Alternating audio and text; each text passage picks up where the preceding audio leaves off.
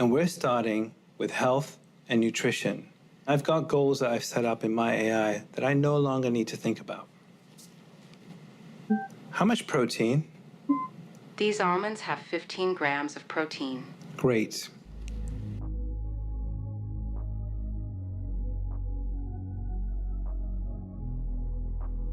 And we're starting with health and nutrition. I'm changing who I am. I'm making a new plan, rearranging my life, and I won't look back ever again. You ain't see me activated. You better hope that you never see. And with that, 3 grams of protein, about 14 grams of almonds. That makes right about sense, right? Because 3 goes into 15 5 times, 12 goes into, 15 goes into 60, well, 4 times. But a lot closer, right? That's a lot closer than what they got. Welcome back to another video here on Rich Aesthetic. I'm Rich, and today we're going to talk about the Foodnoms 2 update, which is not necessarily new. It's getting a lot of attention, and it's got a lot of new features. First, we're going to talk about the Ask AI feature. Then we're going to talk about some of the UI and UX, convenience changes, and then I have just like a kind of reached for a feature request at the end. But the Ask AI feature is being actively developed. I am on the beta, along with other people, and it's really cool. The GPT-4 Omni model just came out, right? And the developer is already working on getting that into the Ask AI feature. So it's just it's fast. It's so fast that I haven't gotten this video out, even though I've had this filmed for a while. I just refilmed this segment to show the image recognition feature off in the app. So yeah, let's jump into things. Let's jump into things. We're gonna do a voiceover. So this is looking at the Ask AI feature. Specifically, we're gonna start with the photo recognition. So you can see here in the first example, I've got my cafeteria tray. The cool thing is Foodnoms by default uses the native photo picker when you're in other apps. You don't have to give it permissions or anything, because these photos are not actually being imported or fully viewed by Foodnoms. The picture I chose here is a cafeteria tray from one of our school lunches, and what we can see here is there are some kind of leafy greens, shrimp with fermented vegetables in the bottom left, breaded pork, and I'm not sure what the main dish there is, so we're about to find out what I write. Like I said earlier, it's slower for me because I am in China. I'm sure if you live in America, you'll have faster speeds, especially if you're in California, where his server is. It recognized the breaded fish fillet, stewed potatoes with pork, the sautéed leafy greens, and mixed vegetables with pickles. So we got that one wrong. It's supposed to be shrimp, but just like ChatGPT, you can give it more input or feedback. So here I say the breaded meat's actually pork, and the stewed potato dish is actually chicken. So that's what the main dish must be. And then I'm also going to have to correct the shrimp, which I think I missed in this case. So here it pops back. This time we did get the breaded pork cutlet, sweet, stewed potatoes with chicken, pickled or stewed vegetables, again, should be shrimp, and then the cooked leafy greens. So you can see how these results change each time. So what you get, if you were to, screenshot my video and take this photo, what you're going to get is going to be different, most likely, than what I get. And you can see here, I finally realized the shrimp is wrong. So I went back, and now I'm going to go ahead and correct that. Put it full screen. Fix my typo. And here you can see I say the pickled vegetable dish also has shrimp in it. So now all I have to hit is go, and it's going to redo it yet again. Cool. And now we can see it's pickled vegetables with shrimp. Protein content is up a bit. Stewed potatoes with chicken, mostly unchanged. Breaded pork cutlet, also mostly unchanged. And then the sautéed greens. It got rid of the leafy greens, which is what it was saying the first 2 times we fed it into the system. Now, the nice thing is, what Ask AI finds, it puts into the same recognizable Foodnom meal or food item cards is what I'm going to call them, where it tells you your energy, then the carbs, followed by fats, and then protein. And then if you tap on it, just like anything else, you can edit that item. So here I'm editing the portion sizes because I find that Ask AI tends to overestimate compared to what I have weighed at the cafeteria. There's usually not much where you get 180 grams portion size of.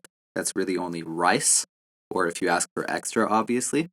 And what I really like, and I'm not sure if this is out in the main version of the app from the App Store yet, but the new portion size like keyboard layout. So firstly, it is a calculator. So if you know it's, twice as big or 3 times as big, whatever, you can hit the divided by sign and then divided by 2 if it's, twice as big, or 3 if it's, 3 times as big, to get the smaller portion. And that's super cool. On top of that, while we're editing portion size, over there on the right, you can change if what the unit is. So are we just calculating by a single gram? Should it actually be milliliters? Or are we going to calculate by 100 grams, and so on? And here you can see it is now logged to my food log. And that's super cool. First, I've got this. It's like a butter honey coated almonds, or almonds coated in butter and honey. It's like a little snack pack.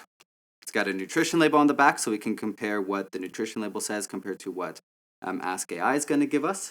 And then here I have, let's see. It's curry chicken nuggets. That's what I thought it was. Curry chicken with some rice, and I think it's like a tofu patty in here. And this also has on the back a nutrition label. You can see it here.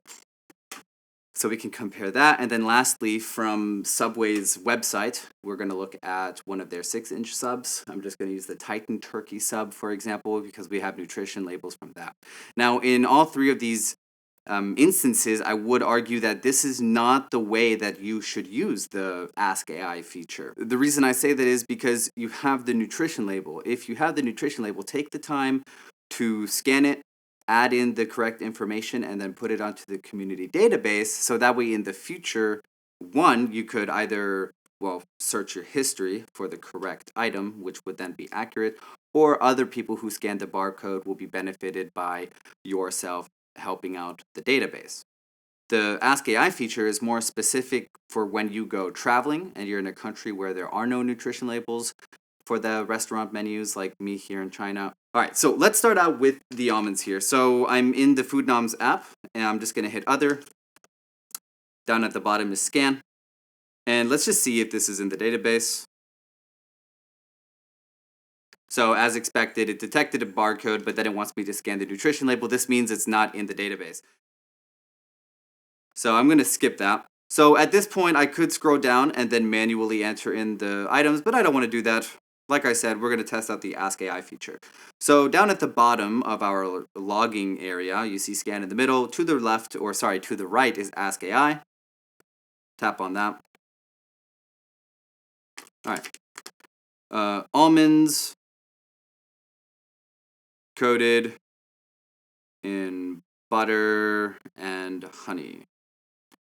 And this is a 36-gram package, so I'm going to write that at the beginning here. So 36 grams of almonds. All right, so here you can see I got 36 grams almonds coated in butter and honey. It gives me about 828 to 1013, a range there for the kilojoules.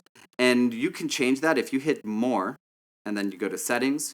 You can choose how accurate it is. So I always have mine set to approximate, and then later I'll change it if I feel I need to be more on the estimate side, which means a larger range, or the more accurate side if I trust the results better. So I'm going to hit continue here. Okay, and this is where you can change the accuracy, by the way, without having to change the default setting. And let's compare it. So on the back of the package here, it actually says it's 258, I can't read. It says on the back here it's 2,589 kilojoules. However, you'll notice right above that there's the number 100. So this is for 100 grams. So we actually have to divide that out to be just for the 36 grams. So 36 of 100, 36%. So what is 36% of 2,589? So there you go. It's about 932 kilojoules, which puts us right in the range, which is pretty cool. So far we're 1-to-1 here with the snack pack.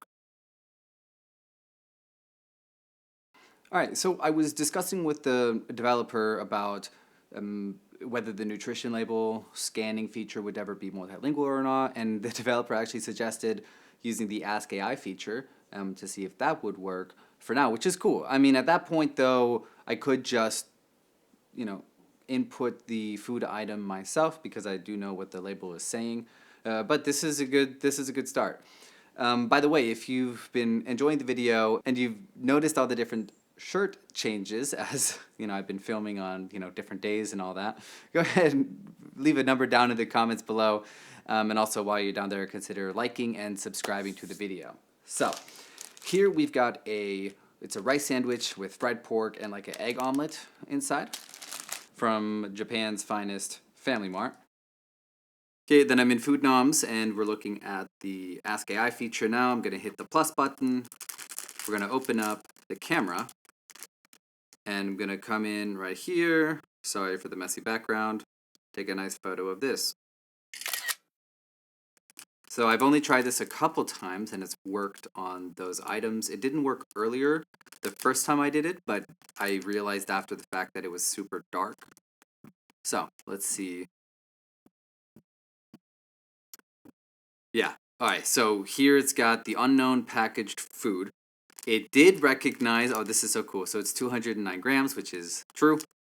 It says it's about 1,720 calories, which if you double 825 is pretty close, right? It would be 1,650, but then accounting for the extra 18 grams, maybe that is exact. I'm not sure.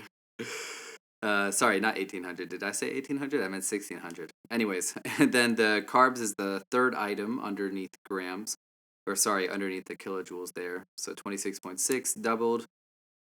Looks like that's about right. Fat 6.3 to 13. Again, you have to double it, and then same thing for protein with 17 from the 8.3. Wow, that is really cool.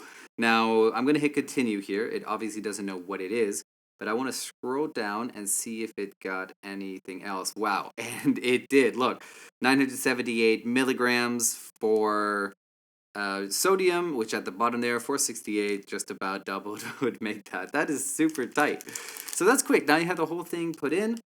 This is the case where you could change the accuracy to being accurate since it is pretty much from the label. We're going to go on up. And how would I change? Oh yeah, so to change the name, you would, I believe, have to save the food to the library. Yeah.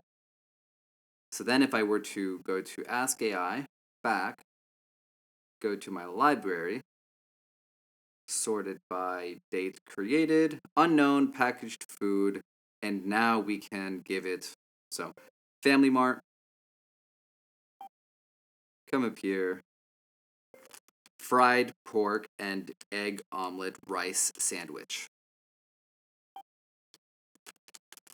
Too cool. Serving size would be 1 container. And we have the grams already there. Wow. Oh, and here we can check. So for the values representing 100 grams, it says here 822.79 kilojoules. So we could update that to be 825.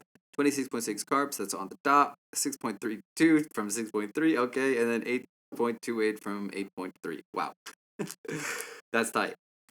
And just like that. So while you're traveling, say you don't know the nutrition label, or if you go into a country that has a better nutrition label like the United States, where there's just more nutritional information, you could take a photo of that, and theoretically it would, put it into the item for you. You could save it, and boom. Of course, you are traveling, so most of your things are going to be temporary entries anyways, since you're probably not going to get them back when you go back to the States.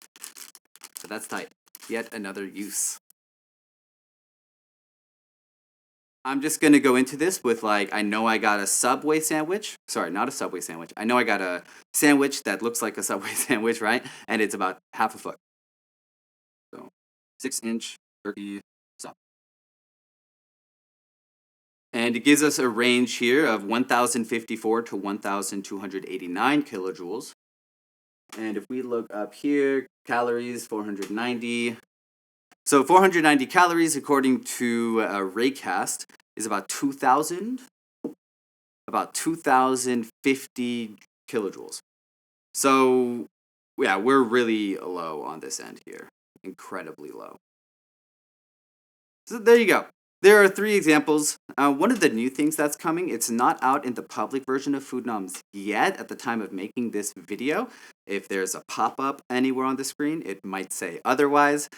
And up here at the top, you can see it says Ask AI and then Fast Mode. So Fast Mode will just create a result using AI. You ask ChatGPT, it'll try to figure it out and spit out something for you to log. But if you tap on that, you can go to the Accurate Mode, and then we should try again since we already have a result. Here it has actually found a 6-inch turkey sub that has been put into the database and kind of throws it out here for you. So it should, or it's potentially a more accurate result because someone else has logged it to the database. And that means it's been verified to some extent, I believe, by the developer, and I think he has some team of helpers who kind of just check on the community database every now and then.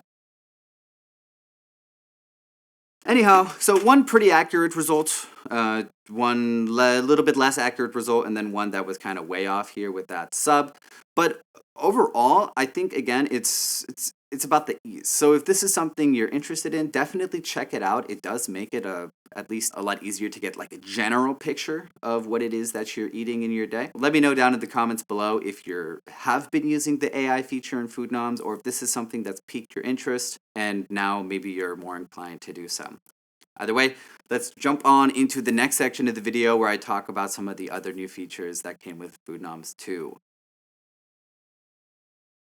First up, in the UI and UX, right? So there are now, this is pretty cool actually, there are now custom meal types. So before you had, your regular breakfast, lunch, dinner, pre-workout, post-workout, and I think there was always snack. And then there was other. But the thing is that now if you go to Foodnoms settings, you see there in the second section at the top you have the meal types, and here you can add more meal types. So let's say you don't like calling it pre-workout and post-workout, you could have like a breakfast 1 and a breakfast 2, for example. Then for each meal type, you can set a range of the times that you usually have that meal at, and this is helpful because when you log the food, it'll automatically be put into one of those meals if you do set a time range. For myself, I have that turned off because as much as I like to think that I have good habits, I do not. So sometimes I go to the gym like I want to very early in the morning, like 4 to 5 a.m. So anything before that would be pre-workout, and then come home, let's say I come home at 5:30 to 6. Anything after that would be post-workout. But the thing is, I'm not perfect. And like on the weekends, I often slip back quite a few hours. So then it would just create a bit of a hassle if my time ranges were off.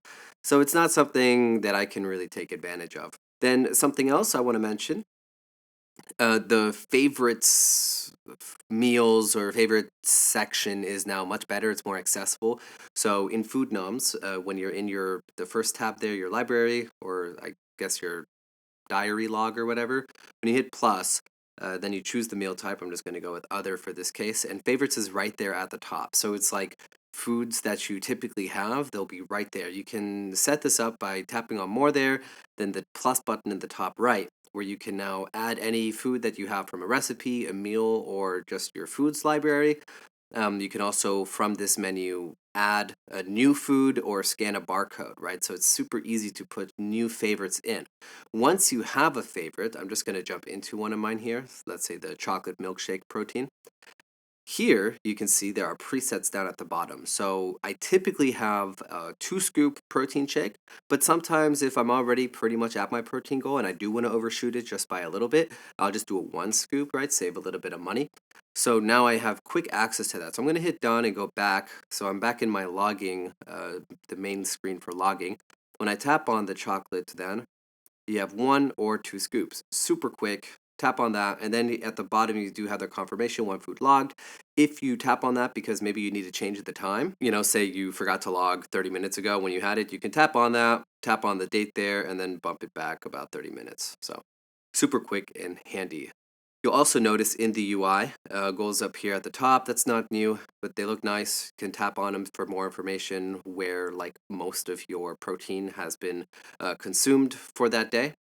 So exit out of that. And then if you scroll down to see more of those meals, at the bottom of the list of foods in each meal, there's that add food button. So tapping on that will let you go quickly into adding a new food specifically to that meal. Then a really big change is this thing that he calls bidirectional health apps syncing. So before, if you wanted to like log water, but you were using another app for that, it wouldn't go into Foodnoms, which meant like if you had a smart water bottle, like I've done a couple of videos on Hydrate Spark, right? It would log the water to the app, which then logs it to the health app, but that would never make it into Foodnoms. Which is a little bit annoying, right? So now Foodnoms can not only write foods to the health app, but also read them. This also helps with, I guess there are some, the food prep services out there. I forget the name of them, but anything where you get the meal prep sent to you. Apparently they have some apps which let you quickly to the Apple Health app log, the meal that you ate. And now Foodnoms will automatically suck that data up as well. So you can still keep most of your nutritional data in like the Foodnoms app for the cooler UI and the features for like goals and whatnot, but still take advantage of some other apps that are maybe more quickly at logging things, such as smart water bottles or those meal prep services. And then the last one, there are many more of these smaller improvements, but this last one that I do want to mention is you can actually turn off the timestamps. So to turn off timestamps when you're logging your food, you go to settings, then you go to the food log, and then in the second section here, when logging food, you can, instead of having it with date and time, to be date only, so the day of. This is great, especially for people maybe who have some OCD and they just have to get the time that food was consumed like exact, or they just don't feel comfortable. So you can turn that off and just do it for the day. At the end, in the grand scheme of things, the only thing that matters is how much you ate in a day, right? And did you burn more or fewer calories to hit your goal? That's all that matters. So speaking of the goal improvements, one of the cool things here is you've always been able to set up goals, but now when you're setting up the app the first time, the app does a better job of helping you figure out what your calorie goal should be, which actually makes sense because like the whole point of the app is to make it simple for you. So why are you the one doing the math, right? So I already have goals set up, but I can go into my goals here, and I'm already in my energy goal, as you can see. And let's just do a quick change here. So I'm going to tap on the more button here and then change the goal so I can show you what I mean. So it's not going to look exactly the same for you if you are in the onboarding view, but you can see here at the bottom. So because I have the automatic goal type, this is now going to give me a calorie goal based off of, firstly, what my resting energy is and my active energy is, and that is calculated from the Apple Watch and the health app, of course, there. Then, of course, it needs to know that I'm a male, and then what my weight goal is, and this is where that automatic thing comes into play. So I want to be losing 1 kilogram a week. To be honest, I'm very undisciplined. And then at the bottom here, I have this daily minimum. So this is just set to a default value, which would of course change based off of the active and resting energy. But you can set it to custom, but then it kind of gets rid of the whole automatic part, because if your custom is higher than what it actually needs to be, obviously your goal wouldn't work out. So I would keep it to, if you're going to use the automatic goal, I would keep it to allowing it to do the math, because ultimately it should work as long as you are correctly logging your foods and being honest about that. So that's something I need to do better at as well. Next up, the ecosystem apps. So obviously the main area where you might be using the app is on your iPhone. However, sometimes maybe I'm having a coffee and I'm at work, right? After I'm done or maybe halfway through drinking the coffee, I want to log that latte. So rather than picking up my phone, which might be on the charger or in my pocket, since the app is on my computer, I can just real quickly pull that up, log my latte, which is in the favorites anyways, and then I'm done. With iCloud syncing, within a couple minutes, it should show up on my phone, which then in turn will log into the health app. So everything's cool. Also, at the gym, sometimes I'll have my protein shaker rather than my smart water bottle. And after I'm done drinking my pre-workout, I'll fill it up with water, and it always hits kind of the 600 milliliter level. So when I'm kind of halfway through drinking that bottle on my watch, I'll just hit the action button, which gives me a quick little shortcut menu, and then I'll select my logging water shortcut, and then I can log the 600 milliliters of water, super quick. Again, without having to reach for my phone. I always could do that, but it's all about having the options and the accessibility. Removing that friction to allow you to more quickly log your food and get on with your day. That's always kind of the point here. The tool is there to help you do things more quickly, because if it were slow, you might as well just do it on pencil and paper. Last up, some feature requests. Now, the app is super robust, and with the automatic goal creation, which just makes it so much easier to hit your fitness goals, or at least set up a plan for you to do so, I don't have a lot of requests. Unless the developer can figure out some way to make me more disciplined, there's no magical feature request. However, reading his last blog post from August 2023, he was saying one of the difficulties is getting, sustainable marketing or sustainable, app outreach to get it, out and in front of more people. He had tried some kind of influencer thing that didn't work out for whatever reason. I'm not sure who he partnered with. Maybe it was more of a tech reviewer rather than like a fitfluencer. Sorry for using that word, but that kind of led me to think, okay, so to have this social media presence, you typically need something catchy, and people do like charts and whatnot. Now, what if there was a cool way where, when you hit share on, maybe a section like a meal or a specific food, if it put only the details that are really needed and kind of made it look cool, like a computer generated clearly like graphic though that would have the chart information or the nutritional information to allow you to have a cool social media image or a cool image for you to share on social media.